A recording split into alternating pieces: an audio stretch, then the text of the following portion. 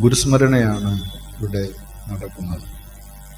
ഗുരു എന്ന വാക്കിന് ഭൂശബ്ദാത് അന്ധകാരസ്യ രൂശബ്ദസ്ഥൻ നിരോധക.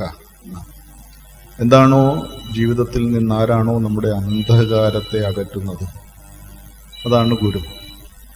കലയിലൂടെ ഒരു സമാജത്തിൻ്റെ ആകെ അന്ധകാരത്തെ അകറ്റിയവരെ അനുസ്മരിക്കുന്ന വലിയ ഉദാത്തമായ ഒരു ചടങ്ങാണ്. ഇവിടെ ഉദ്ഘാടകൻ എന്ന ഒരു ചെറിയ റോൾ മാത്രമേ ഞാൻ നിർവഹിക്കുവാൻ ഉദ്ദേശിക്കുന്നുള്ളൂ. കാരണം അർത്ഥവത്തായ അനുസ്മരണങ്ങൾ തൊട്ട് പിന്നാലെ വരുന്നുണ്ട് എന്നതിനാലാണ്. ഏറെ പ്രശസ്തനായ കഥകളി താരമാണ് ബാബു നമ്പൂതിരി സാർ. ഞാൻ ബോധപൂർവമാണ് കഥകളി താരം എന്ന വാക്ക് ഉപയോഗിച്ചത്. ഒരുപക്ഷെ ഇതിനു മുമ്പ് ആരും കഥകളി നടനെ കഥകളി താരം എന്ന് വിശേഷിപ്പിച്ച് കാണില്ല. താരം എന്നാൽ മുകളിൽ നിൽക്കുന്നതാണ്. സിനിമയിൽ ഒന്ന് അഭിനയിച്ചു കഴിഞ്ഞാൽ അപ്പോൾ താരമാവും. അദ്ദേഹത്തെ സിനിമാ താരം എന്നും കഥകളി നടനും എന്നുമായിരിക്കും പൊതുവെ എല്ലാവരും വിശേഷിപ്പിക്കുന്നത്.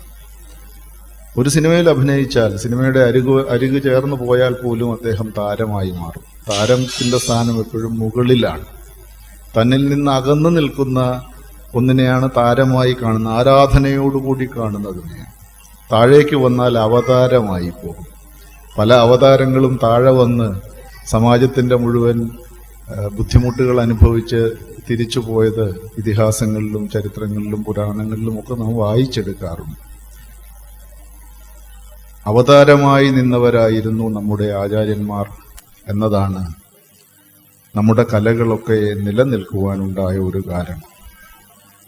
അവർ അന്ന് അനുഭവിച്ച, ഇപ്പോൾ മടവൂരാശാനെ കുറിച്ച് വായിക്കുമ്പോൾ അദ്ദേഹം ചെങ്ങന്നൂരാശാൻ, ഇവരൊക്കെ മടവൂരാശാനാണെങ്കിലും അതേപോലെ മങ്കൊമ്പാശാനാണെങ്കിലും ചെന്നിത്തല ചെല്ലപ്പിള്ളയാശാനാണെങ്കിലും ഒക്കെ ചെങ്ങന്നൂരുകാരെന്നാണ് ഞങ്ങൾ ചെങ്ങന്നൂരുകാരുടെ ധാരണ. കാരണം അവരൊക്കെ ചെങ്ങന്നൂര് വന്ന് ഗുരുകുല അഭ്യാസ രീതി അനുസരിച്ച് കഥകളി അഭ്യസിച്ച് പോയ ആൾക്കാരാണ്.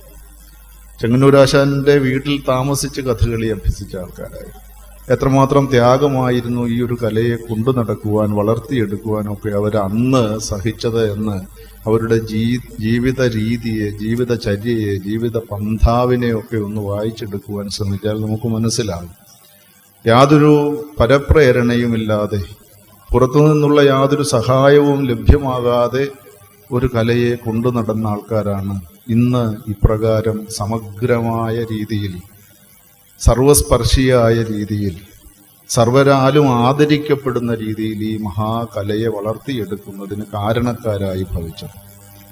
അത്തരം കാരണക്കാരെ ഓർത്തെടുക്കുക എന്നത് യഥാർത്ഥ ഗുരുസ്മരണയാണ്. അത്തരം കാരണക്കാരെ മനസ്സിൽ കൊണ്ടു നടക്കുക എന്നത് വരും കാലത്തിന് വഴിതെറ്റാതിരിക്കുവാനുള്ള വലിയ കാരണമാണ്, വലിയ കാര്യമാണ്.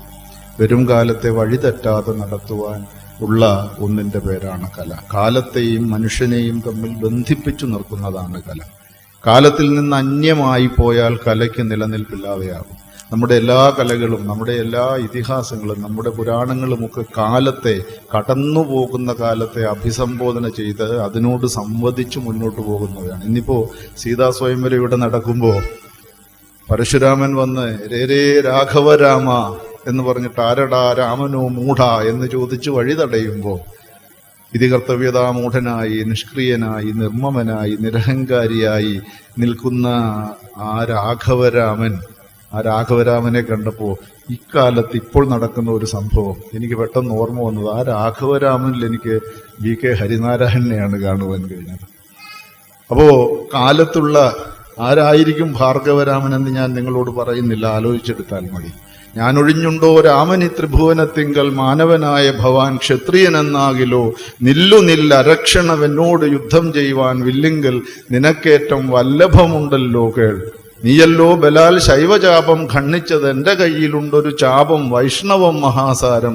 ക്ഷത്രിയ കുലജാതനാകിൽ നീ അതുകൊണ്ട് സത്വരം പ്രയോഗിക്കിൽ നിന്നോട് യുദ്ധം ചെയ്യുവൻ, അല്ലായെങ്കിൽ കൂട്ടത്തോടെ നിഗ്രഹിച്ചിടുന്നതുണ്ട് എന്ന് പറഞ്ഞ് വെല്ലുവിളിച്ച് നിന്ന ഭാർഗവരാമന്റെ നേരെ നോക്കി, ഹേ ഭാർഗവരാമ, ഹേ ഭൃഗുരാമ, അങ്ങ് എല്ലാ ക്ഷത്രിയരെയും നിഗ്രഹിച്ചിരുന്നുവെങ്കിൽ ഞാൻ എങ്ങനെ നിലനിൽക്കുമായിരുന്നു ഇവിടെ എന്ന് ചോദിച്ച ആ വൈഷ്ണവജാപത്തെ എടുത്തു കുലച്ച് മാർഗണം നിഷ്ഫലമാവുകയില്ല മമ ഭാർഗവരാമ, വഴി കാട്ടിത്തന്നീട വേണം എന്ന് പറഞ്ഞ രാമൻ, ആ രാമൻ ഇക്കാലത്തും ജീവിക്കുന്നുണ്ട്.